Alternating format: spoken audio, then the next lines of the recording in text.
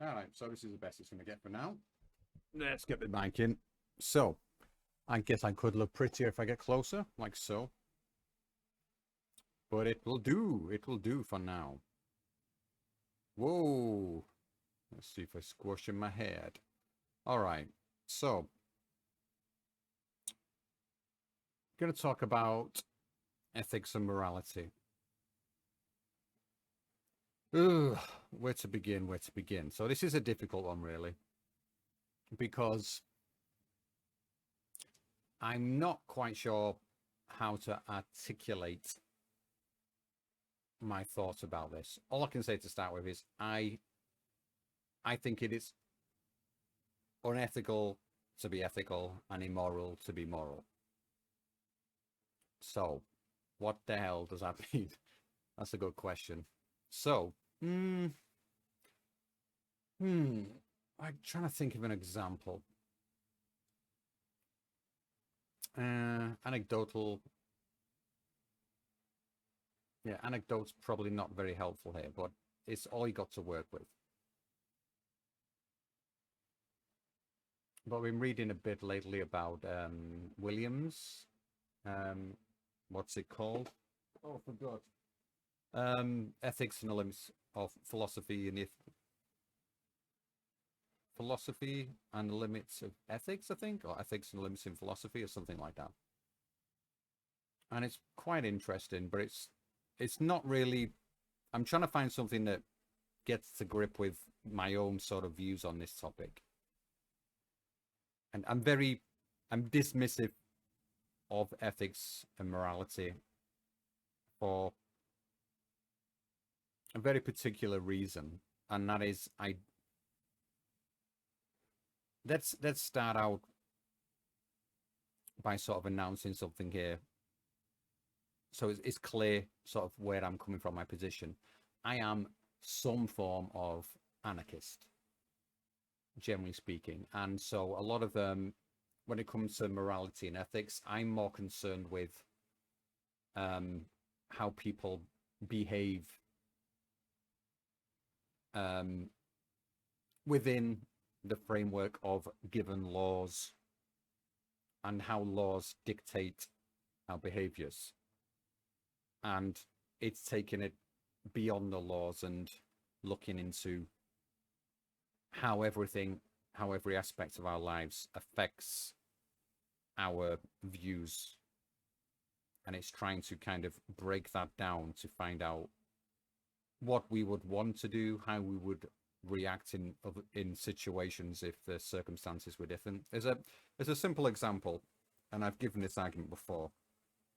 Um, if I was to sit down with 20 women and discuss feminism, being the only man in the room, I would almost for certain, I'd be surprised if I could possibly forget that they are women.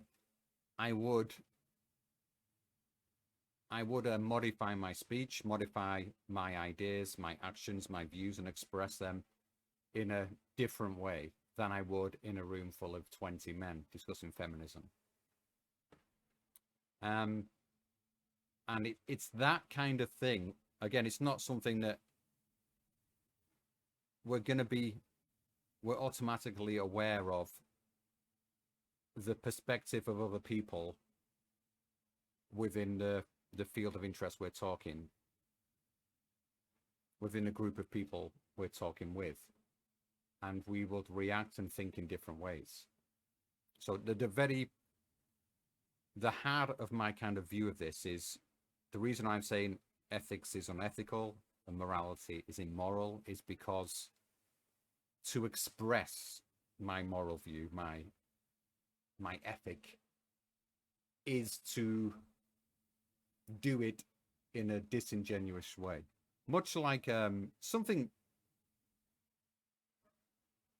a bit like taking on Sartre's bad faith argument, but everything is in bad faith. It's inevitable. It's it doesn't matter what I say about how I feel about it. I'm never going to fully express it. and by expressing it, I'm shaping and forming, well, shaping and reforming, I should say, my own views on the matter.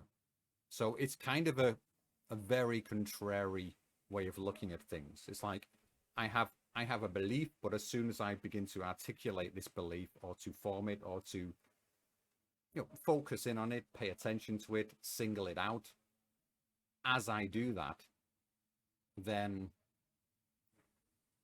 I automatically destroy what it is at the heart would truly be like, I know I don't use the word essence, but what else is there to use it? It destroys sort of the essence of what I mean. It's a very tricky one. And one thing I've been particularly interested in when it comes to ethics, the very common trolley problem, which I do think it's a good example of unraveling certain views, especially with utilitarianism. I think utilitarianism it does make a little bit more sense. Well, I think everyone knows the trolley example where, there's the train is coming towards, the trolley's coming down the track, it's going to run over 3 people and kill them. You are stood by the lever, you can pull a lever and prevent it and make it go down another track, which will just run over and kill 1 person. Personally, this is a no-brainer for me. I would pull a lever. But other people would not. And I think if you're a utilitarian, you have to pull a lever. If you're not a utilitarian, then I think if you value human life, it becomes, what really happens is you're taking on the guilt, so to speak, of pulling the lever and killing that 1 person. And you are taking on that burden to save 3 people. You are not actively killing 1 person. Then, of course, there's the other example where someone says you are stood on a bridge and there's a trolley coming down the road towards you. It's going to run these 3 people over. You are stood on the bridge with this big fat man. You can push him onto the track to prevent the death of 3 people. Now, in terms of the actual logic and the set out of the scenario, they are identical. You are basically sacrificing 1 person in order to save 3 others. So the only difference is you're physically putting your hand on the person to push them off. But I would argue that this is not the same scenario at all, really. Because if you just let the train go underneath you, under the bridge, then it's going to kill 3 people. The fat person was never in harm's way. You are putting them in harm's way physically onto the track. Whereas in the other scenario, they were on the track. So it's slightly different. Again, nitpicking. So the question is, would I push the fat guy onto the track? And for me, that is not really the question. The question is, how would I want to react? What do I think would be the best way to react? Not what would I do whilst talking about it in the public eye. And again, this exact scenario of the trolley problem, people will argue back and forth. But as they do this, they are doing it under the scrutiny of those they are discussing it with. Then they will announce one thing that they think is morally, ethically upstanding to a degree to look better, to make themselves seem more moral, more ethical. There's a pride involved in there. And that's why I will rotate back to the whole idea of like ethics being unethical and morality being immoral in that sense. Because if we're discussing these things publicly, we are in the sphere of judgment of others. And can we be honest in that situation? For example, on a singular basis with myself, there's no way I'm honest with myself all the time. I will lie over and over. Like, for example, making this video, this is something that I've been saying to myself, I'm going to do. Oh, I'll do it tomorrow, I'll do it tomorrow, I'll do it tomorrow. I'm lying to myself. I know I'm putting it off. And there's the conceit of the self is a problem. And then when you expand it into the more public sphere, we become even more defensive, more guards come up and into play. We are not truly liberal beings. We are reactionary towards the social framework we find ourselves in. And the social framework at its heart begins with us. As with children, I say children behave in what we would say a reprehensible manner sometimes, little toddlers. They will, they think the world is there for them. And this is where we begin from. This is the heart of our condition. We are the world. Everyone else is insignificant. We are the singular being. When other people, we see with other people, children do not understand the theory of the other mind. They don't understand other minds are out there. They assume that everyone else knows what they know, and everything is the center of the universe for them. As Piaget done quite a lot of investigation into this in child development, a famous psychologist, and how children will, you can listen to them around the table talking and describing what's going on, and it seems as if they are talking to each other, when in fact they are actually talking to themselves. And you'll see children do this all over the world, everywhere. All children do it. They will talk to themselves, but it will sound like they're talking to someone else that's there. And it's from that point, I say, if we're talking about a moral and ethical being, it is the child, because the child does as it wants.